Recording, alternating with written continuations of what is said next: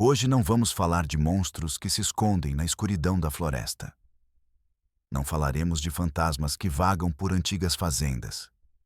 Vamos falar dos monstros que se sentam à sua mesa. Aqueles que lhe dão boa noite com um beijo na testa. Aqueles que tecem o horror com a familiaridade de um abraço caloroso. Aqueles que usam o amor como uma gaiola. Esta é a história de uma dinastia construída sobre um segredo proibido. Uma linhagem de sangue e silêncio. Um segredo guardado nos ossos úmidos de Yucatán, na terra vermelha que tudo engolfa. Um segredo que era sussurrado nas cozinhas, enquanto a água fervia para o café da manhã. Transformava-se em vapor, em nada. Um segredo que todos na aldeia conheciam. E que todos, por medo ou conveniência, silenciaram. O silêncio foi seu cúmplice. Antes de descermos juntos a este inferno, peço que se inscreva. Não o faça por mim. Não o faça por um número num ecrã. Faz isso por elas. Pelas mulheres cujas vozes foram abafadas no poço da obediência. Pelas meninas a quem roubaram o futuro antes que pudessem sonhá-lo. A tua inscrição é um grito no meio desse silêncio pactuado. Um grito que atravessa décadas de medo e diz: nós ouvimos-vos. Que o vosso nome não será esquecido. Que a vossa dor importa. Agora, acompanhe-me. Não solte a minha mão. O caminho é escuro. A história começa com um cheiro. O cheiro de terra molhada após a chuva torrencial e de flores de cempasúchil murchando num altar esquecido. É o cheiro que impregnava as roupas e o cabelo de Helena. Uma menina de apenas 14 anos. Um sorriso que já tinha aprendido a esconder por trás de um olhar submisso. Os olhos, 2 poços profundos que já tinham visto demais. Helena vivia numa pequena casa de chapa e blocos de cimento. Cinza, sem adornos, funcional para a miséria.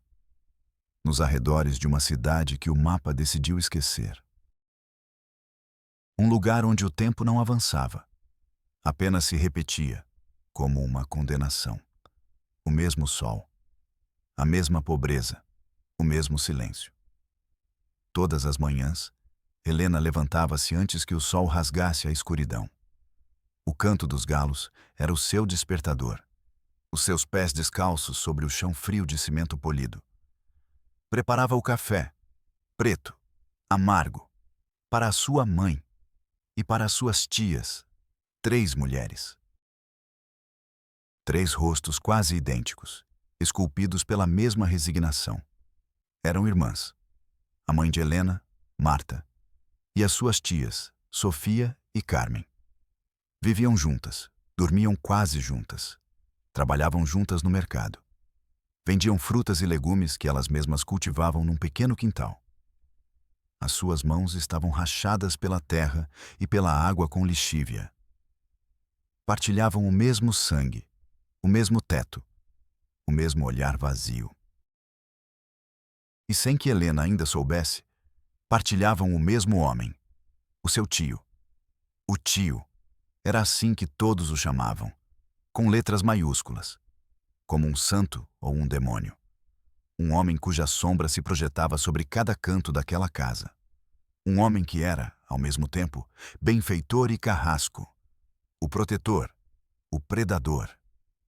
Para Helena, o tio era uma figura de autoridade inquestionável, um deus doméstico.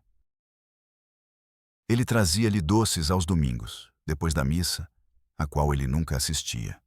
Acariciava-lhe o cabelo com uma ternura que gelava o sangue. Uma ternura pegajosa, lenta. Uma ternura que a sua mãe e as suas tias observavam num silêncio sepulcral, com um olhar vazio. Um olhar que compreendia tudo e que, ao compreender, permitia. O primeiro indício de que algo estava terrivelmente errado não foi um grito. Não foi um golpe. Foi um vestido. Um vestido de um vermelho impossível. Um vermelho sangue. um vermelho que gritava em meio à palidez de suas vidas. Muito caro, muito chamativo para uma família que contava cada peso. O tio deu de presente a Helena pelo seu aniversário de 15 anos. Entregou-o numa caixa de papelão, sem laço. Para que te vejas como uma rainha, disse ele. A sua voz era um sussurro pastoso, que cheirava a tabaco e poder. Naquela noite, quando a lua era um fragmento no céu, Helena experimentou-o. O tecido, suave e frio, deslizou pela sua pele. O vermelho do vestido era um grito de socorro na penumbra do seu quarto. Um quarto sem porta, apenas uma cortina de tecido desbotado. Ela olhou-se no pedaço de espelho pendurado na parede. O espelho estava partido num canto, e pela primeira vez, ela não se reconheceu. Viu os olhos de outra mulher. Uma mulher presa no corpo de uma menina. Uma mulher resignada, como a sua mãe, como as suas tias. Sentiu um arrepio, um frio que não vinha da noite úmida, vinha de dentro. Das entranhas. O metal do medo percorreu-lhe as costas. Um sabor à ferrugem na boca. Tirou o vestido com as mãos trêmulas. Dobrou-o. Escondeu-o debaixo do seu catre. Como se também pudesse esconder a verdade que começava a sufocá-la. Mas a verdade, nessas aldeias esquecidas por Deus, sempre encontra uma fenda por onde se infiltrar. Como a umidade que mancha as paredes. Como o veneno que contamina o poço de onde todos bebem. A verdade tinha um nome. E estava prestes a bater à sua porta. Pausa musical. A tensão aumenta ligeiramente com uma nota sustentada. O Salvador não chegou num cavalo branco. Não trazia uma espada nem um distintivo. Chegou num tissuro do ano 98, em mau estado. Coberto pelo pó vermelho das estradas de Yucatán. O motor tossia a cada buraco. Chamava-se Ricardo. Um jovem jornalista, idealista demais para o seu próprio bem. Ainda acreditava que as palavras podiam mudar o mundo. O jornal de Mérida enviou-o para cobrir uma notícia colorida. O festival anual do santo padroeiro da cidade. Algo para preencher a secção de cultura do domingo. Traga-me fotos de crianças sorridentes e mulheres com trajes típicos, disse-lhe o editor. Mas Ricardo tinha um faro especial para histórias que ninguém queria contar. Aquelas que se escondiam por trás dos sorrisos forçados e dos "aqui não se passa nada, jovem". Enquanto fotografava o baile na praça principal, uma idosa aproximou-se dele. Caminhava encurvada, apoiada numa bengala de madeira. O seu rosto era um mapa de rugas profundas. Não lhe disse nada. Apenas lhe entregou um papel dobrado, minúsculo. Os seus dedos eram galhos secos, trêmulos. O seu olhar, um poço de dor antiga, uma dor de gerações. Ricardo pegou o papel. A idosa virou-se e desapareceu na multidão, como um fantasma. Ricardo abriu o papel. Ele continha uma única frase, escrita com uma caligrafia trêmula, quase ilegível. Pergunte pelas mulheres do tio. Não havia assinatura. Não havia mais explicações. Apenas essas 6 palavras. Uma semente de escuridão plantada no meio da música e dos fogos de artifício. Ricardo sentiu aquela descarga elétrica que só os verdadeiros jornalistas conhecem. A intuição. O zumbido que avisa que você está à beira de um abismo. Guardou a câmera na mochila. O festival já não importava. As crianças sorridentes. As mulheres com os seus trajes. Tudo se tornou um cenário falso. Agora só existia aquela frase. Começou a perguntar. Com subtileza no início. Não queria assustar a presa. No mercado, enquanto comprava uma garrafa de água. Desculpe, sabe quem é o tio? A vendedora sorriu para ele, mas o sorriso não chegou aos olhos. O patrão, jovem. Um bom homem. Ele tentou na cantina, um lugar escuro que cheirava a cerveja velha e solidão. O barman limpava um copo com um pano sujo. O tio, um pilar da comunidade, ajuda muito as pessoas. As respostas eram uma parede de pedra.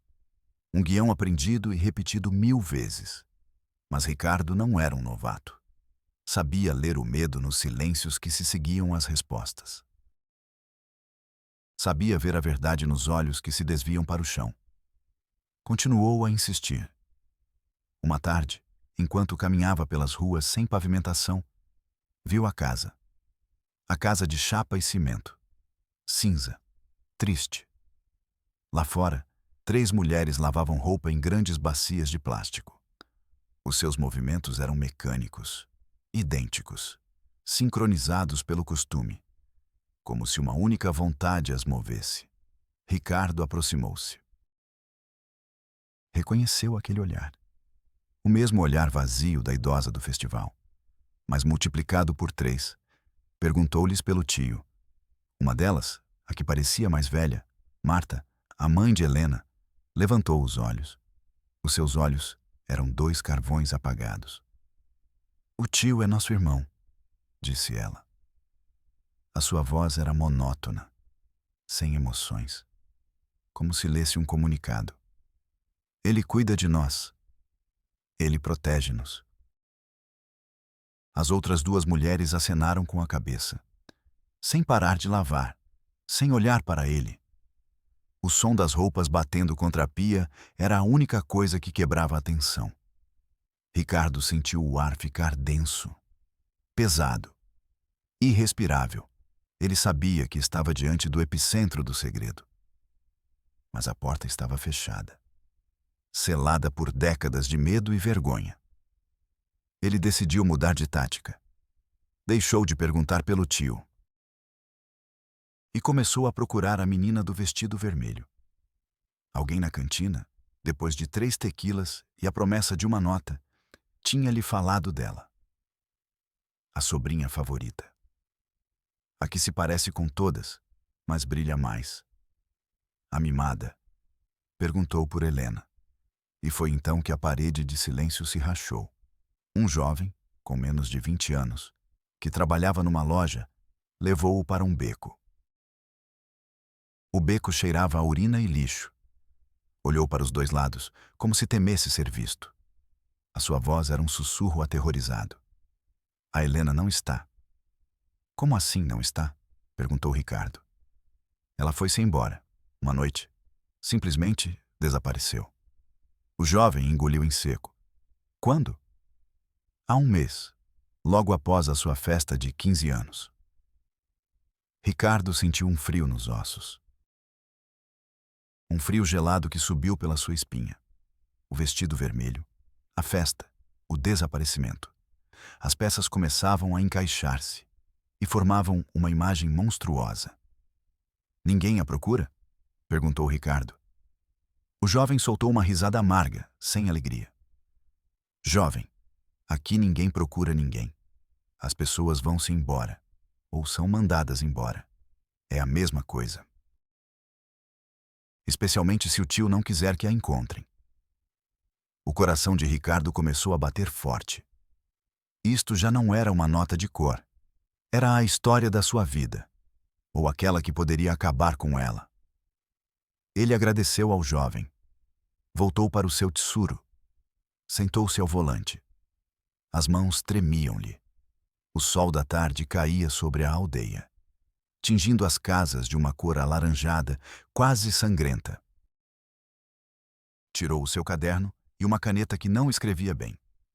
Anotou o nome, Helena, e por baixo escreveu a frase da idosa. As mulheres que partilhavam o mesmo tio. O horror tinha um nome, e agora tinha um rosto. O rosto de uma menina desaparecida. A música muda para um tom mais sombrio e opressivo, um zumbido grave e constante. A verdade completa era um animal agachado na escuridão. Ricardo só tinha visto o brilho dos seus olhos. Para encontrá-lo, Precisava entrar na toca. E a toca era aquela casa, a casa das 3 irmãs. Ele voltou ao anoitecer. Desta vez, não foi como jornalista. Foi como uma sombra. Estacionou o Tsuru a várias ruas de distância. Caminhou na penumbra. Escondeu-se entre os arbustos em frente à casa. O cheiro de umidade e plantas podres enchia-lhe o nariz. Esperou. O tempo tornou-se denso, pegajoso. 1 hora, 2 horas. O silêncio da noite era total, interrompido apenas pelo canto dos grilos e pelo zumbido dos mosquitos nos seus ouvidos. Perto da meia-noite, as luzes de um carro romperam a escuridão. Um carro de luxo, preto, brilhante. Um carro que não pertencia àquele mundo de poeira e miséria. Parou em frente à casa. O motor desligou-se e o silêncio voltou, mais pesado do que antes. Um homem saiu do carro, corpulento, vestido com uma camisa guaiabera branca, impecável. O tio. Ricardo prendeu a respiração. A porta da casa abriu-se antes que ele tocasse, como se estivessem à sua espera. Uma das irmãs recebeu-o, com uma reverência. Não uma inclinação da cabeça. Uma reverência completa, como se recebesse um rei. Ou um deus. O homem entrou. A porta fechou-se. E um silêncio ainda mais profundo, um silêncio antinatural, caiu sobre o lugar. Ricardo permaneceu imóvel. O coração martelava no peito. Sentia os batimentos nas têmporas. O que acontecia dentro daquelas paredes? Que ritual macabro era celebrado na escuridão? Esperou mais 1 hora. Depois, 2. A aldeia dormia, ou fingia dormir. Todos cúmplices daquele silêncio. De repente, um som. Não foi um grito. Foi um soluço, sufocado, desolador. Um lamento que parecia vir das entranhas da terra. Ricardo sentiu todos os pelos do seu corpo arrepiarem-se. O som vinha da parte de trás da casa. Com o coração na boca, contornou a propriedade. Os ramos arranhavam-lhe o rosto. Aproximou-se de uma pequena janela mal fechada. A janela da cozinha. O vidro estava sujo, coberto de gordura e pó, mas deixava ver o interior. Uma luz amarelada iluminava a cena. Era uma cozinha humilde, com uma mesa de madeira e panelas de barro penduradas na parede. E no centro, a cena que o marcaria para sempre. Uma das irmãs, Carmen, estava sentada numa cadeira de madeira, imóvel, o olhar perdido no teto descascado. Ao lado dela, Sofia, outra irmã, segurava um pano na boca dela, com força, para abafar os soluços. As lágrimas de Sofia caíam sobre o ombro de Carmen, a terceira irmã, Marta, a mãe de Helena. Ricardo teve que desviar o olhar. Um sabor amargo, metálico, subiu pela sua garganta. Marta estava ajoelhada, em frente ao tio. O homem estava sentado noutra cadeira, com as pernas abertas, satisfeito, com o mesmo sorriso paternal com que tinha dado os doces a Helena. Ricardo sentiu náuseas. O horror não era apenas o abuso, era a cerimônia. A normalidade com que era executada. Era um sistema, uma dinastia de dor. Tirou o telemóvel. Com as mãos a tremer, sem conseguir controlá-las, gravou. Aponta para a janela. Alguns segundos. Apenas 15 segundos daquele inferno. A bateria do seu telemóvel acabou. O ecrã ficou preto. Mas ele já tinha a prova. O coração do animal sombrio. Afastou-se da janela. Caminhou para trás, tropeçando nos próprios pés, sem sentir o chão. Encostou-se a uma árvore e vomitou. Vomitou o jantar, o medo e a impotência. O ar da noite parecia espesso, irrespirável. Já não ouvia os grilos. Apenas o eco daquele soluço abafado e a imagem. A imagem que ficou gravada na sua retina para sempre. As 3 irmãs, o tio, a cozinha como um altar de sacrifícios semanais. Mas faltava uma peça. Helena. Onde estava Helena? Ela tinha passado pelo mesmo ritual? O vestido vermelho foi a sua iniciação? A resposta atingiu-o com a força de um soco no estômago. Helena não tinha desaparecido.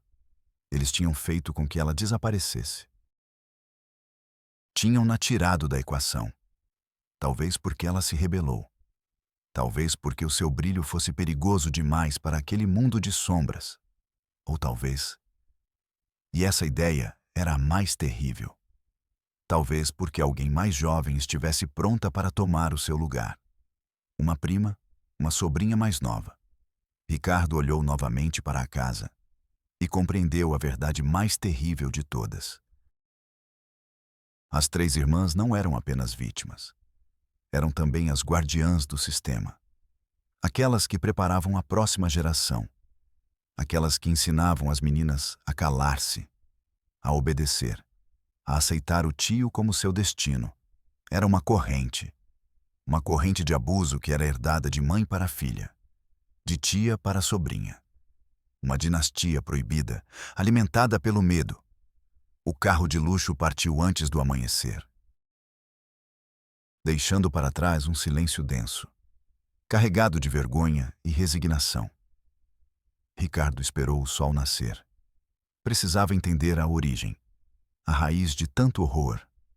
Como tudo começou? Quem foi a primeira? A música drone torna-se mais melancólica. A pré-história desse horror não estava escrita nos livros, nem nos arquivos municipais. Estava gravada na memória das pessoas. Uma memória seletiva. Aterrorizada.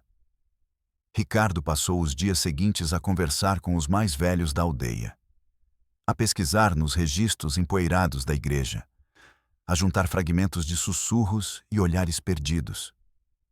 E a história que emergiu era mais sombria do que ele imaginava. Tudo começou 2 gerações atrás, com a avó das 3 irmãs, uma mulher chamada Inés. Os idosos lembravam-se dela, jovem, bonita, com cabelos pretos e longos, e pobre, desesperadamente pobre. A sua família estava prestes a perder as suas terras, uma pequena parcela de milho, a única coisa que tinham. Então ele apareceu, o pai do tio, o patriarca original, um homem poderoso, dono de metade da aldeia. Ele fez uma oferta ao pai de Inés. Perdoaria as suas dívidas, daria-lhes trabalho na sua fazenda, em troca de uma única coisa. Inés. Não como esposa. As esposas deviam ser de boa família. Mas como posse, como parte do acordo. A família aceitou. A fome pesava mais do que a honra. Inés foi entregue. Tornou-se a amante secreta do patriarca. Vivia numa casa que ele construiu para ela. A mesma casa de chapa e cimento. Teve filhos com ele. Filhos que não levavam o seu apelido. Filhos que eram um segredo aberto. Um desses filhos era o tio, o herdeiro não oficial. Cresceu vendo a sua mãe como uma propriedade do seu pai. Vendo as filhas legítimas do seu pai tratarem a sua mãe com desprezo. Aprendeu a lição na brutalidade da vida cotidiana. As mulheres não eram pessoas, eram objetos, ferramentas para o prazer e para demonstrar poder. Quando o patriarca morreu, o tio, astuto e cruel, herdou tudo. O dinheiro, as terras e a casa, com tudo o que havia dentro, incluindo as suas próprias meias-irmãs, as filhas que Inês teve com outros homens, as 3 irmãs que agora lavavam a roupa em silêncio. Ele tornou-se o novo patriarca, o novo dono. Repetiu o padrão do seu pai, mas com uma crueldade refinada, psicológica. Não só as possuía fisicamente, isolava-as do mundo. Convencia-as de que o mundo exterior era perigoso, de que só ele podia protegê-las. Lá fora são lobos, dizia-lhes. Eu sou o vosso refúgio. transformou-as nas suas escravas e nas suas sacerdotisas, encarregadas de perpetuar o seu culto familiar. Deu-lhes um propósito distorcido. Somos uma família especial, dizia-lhes à noite, depois do ritual. Uma dinastia.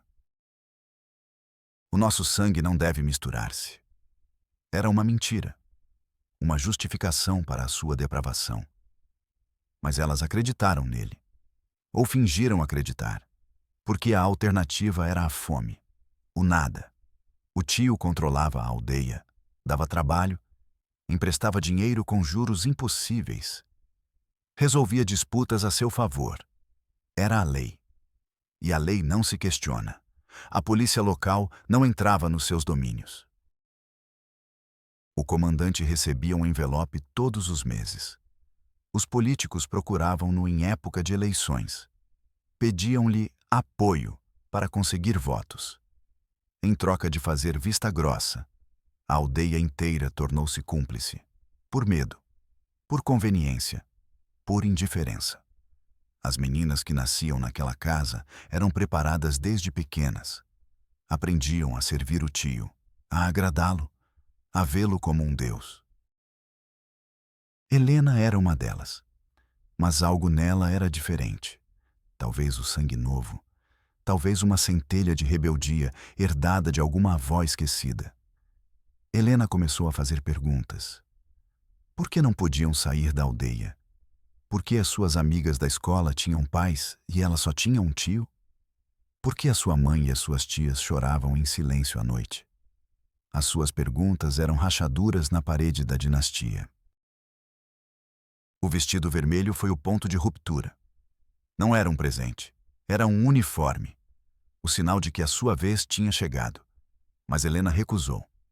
Naquela noite, quando o tio foi ao seu quarto, ela gritou, lutou, mordeu, arranhou.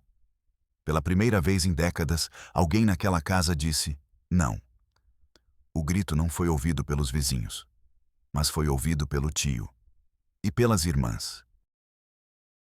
O sistema não podia tolerar a dissidência.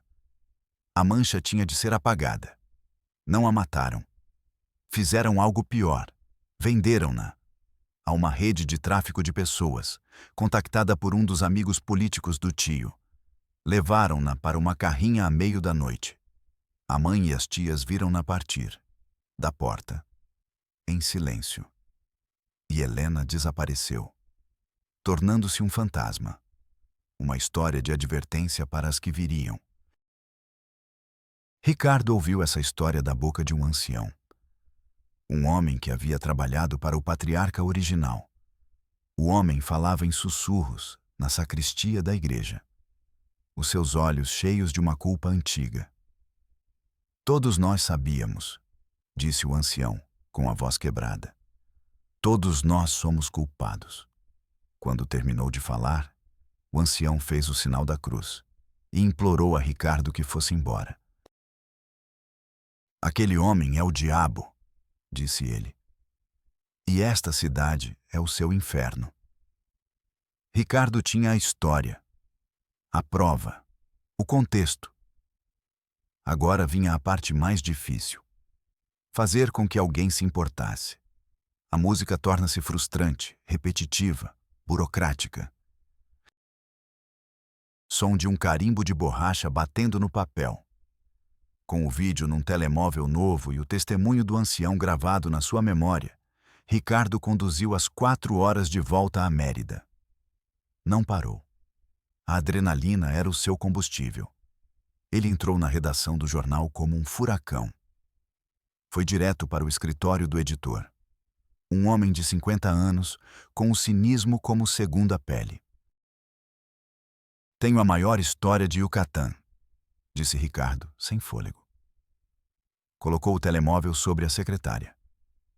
Uma rede de abuso. Décadas. Um homem poderoso. Um povo inteiro como cúmplice. O editor nem sequer olhou para o telemóvel. Levantou os olhos do monitor. Suspirou. O suspiro de quem já ouviu demasiadas histórias de idealistas. Nome do homem poderoso? Perguntou com voz cansada.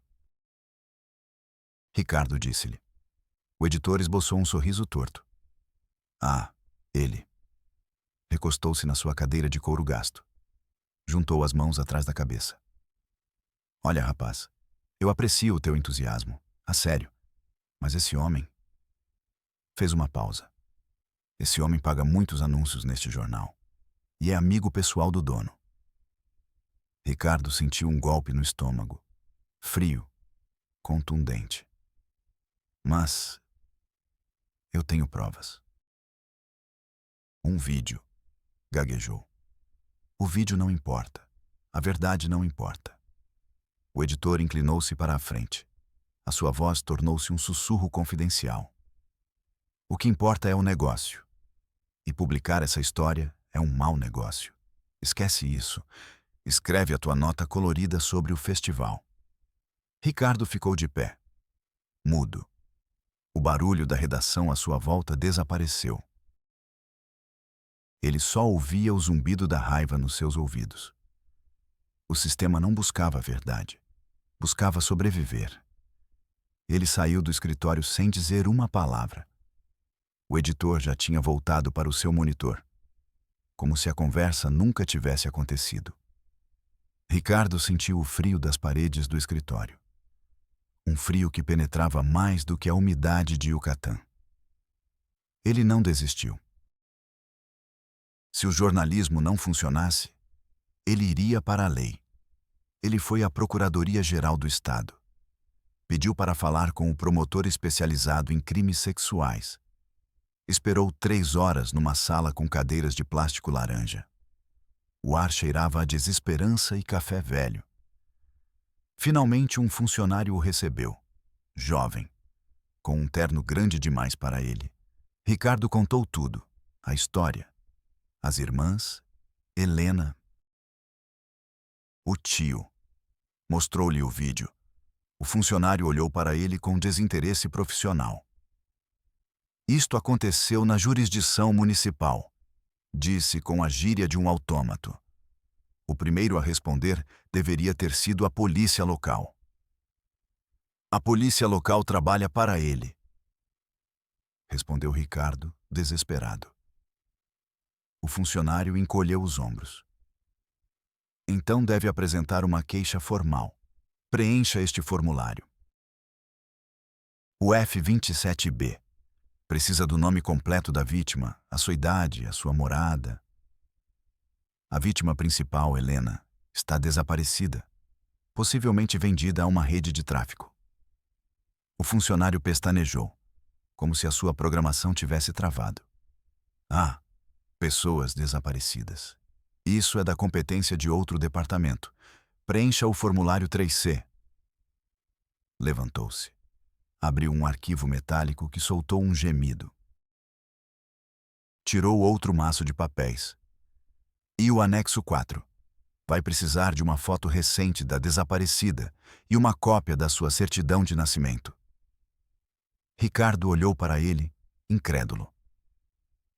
Você não vai fazer nada? Não vai enviar ninguém para investigar? O funcionário olhou para ele como se fosse um idiota. Senhor, não posso iniciar uma investigação sem uma denúncia formal.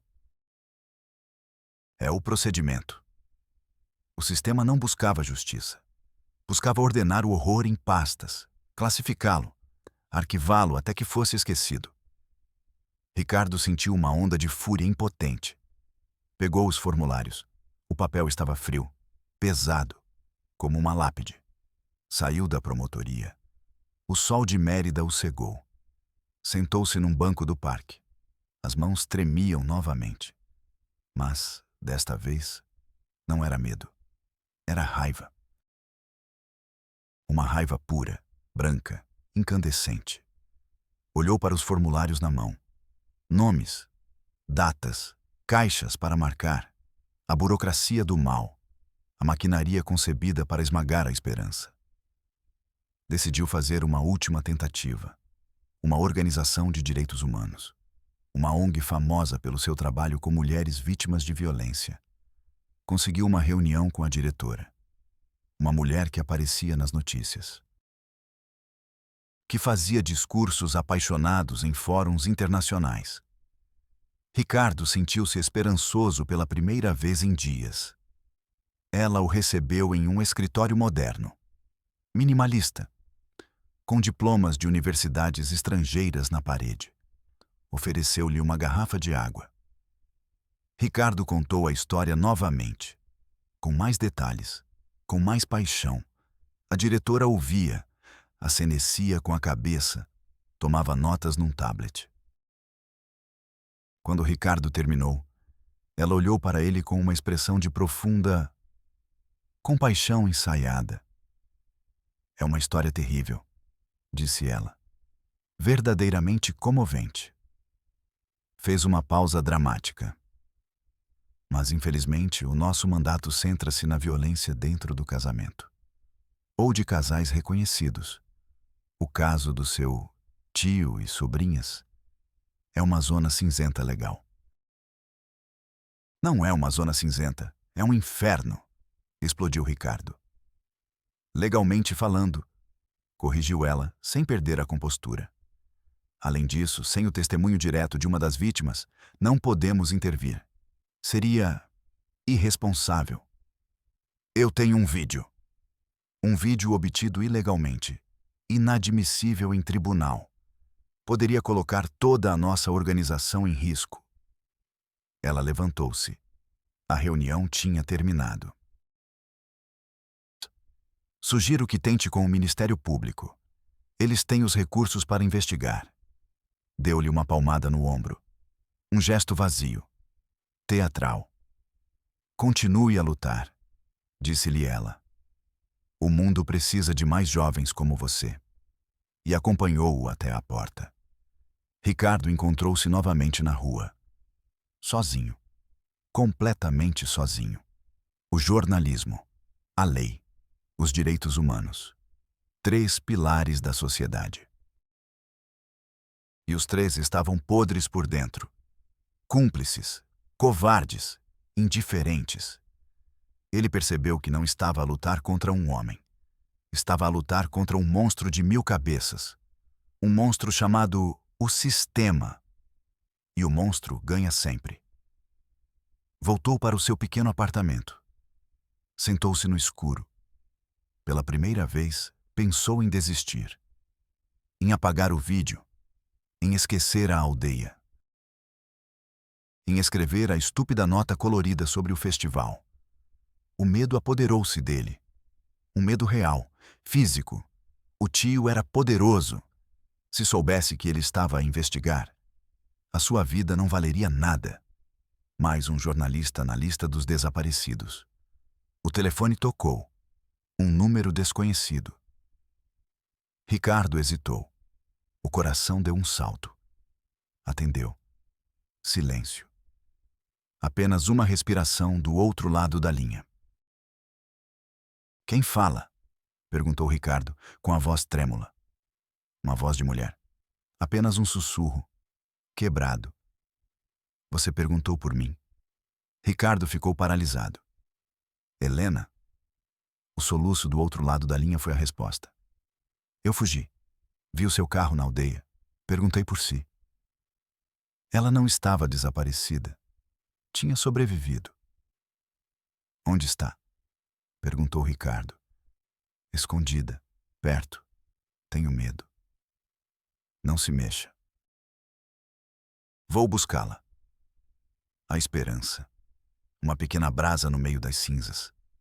Ricardo sabia que era uma armadilha. Provavelmente. O tio a tentar atraí-lo. Mas ele não se importava. Se havia a mínima possibilidade de ser ela, ele tinha de arriscar, porque se ele não o fizesse, ninguém mais o faria. Música final melancólica, mas com uma nota de desafio. Encontraram-na numa pequena igreja abandonada nos arredores de Mérida. Ela estava encolhida num canto, atrás do altar. Magra, com os olhos fundos de terror. Já não era a menina do vestido vermelho. Era uma sobrevivente. Uma veterana de uma guerra que ninguém conhecia. Ricardo e um advogado de uma pequena organização civil, a única que aceitou ajudar, levaram-na para um lugar seguro, uma casa de acolhimento, anônima, longe de Yucatán. Helena contou a sua história. A venda. O inferno num bordel de Cancún. A fuga. Um relato de horror e de uma vontade de ferro. Com seu testemunho, o caso finalmente avançou, lentamente, a contragosto. O tio foi preso. Mas não pelo abuso, nem pelo tráfico de pessoas. Foi acusado de evasão fiscal. Um tecnicismo, uma forma de o tirar do caminho sem fazer muito barulho. Os seus amigos políticos abandonaram-no. O seu império desmoronou-se. Mas a dinastia do silêncio não morreu. As suas irmãs, as 3 mulheres da casa, negaram tudo. Protegeram o tio até ao fim.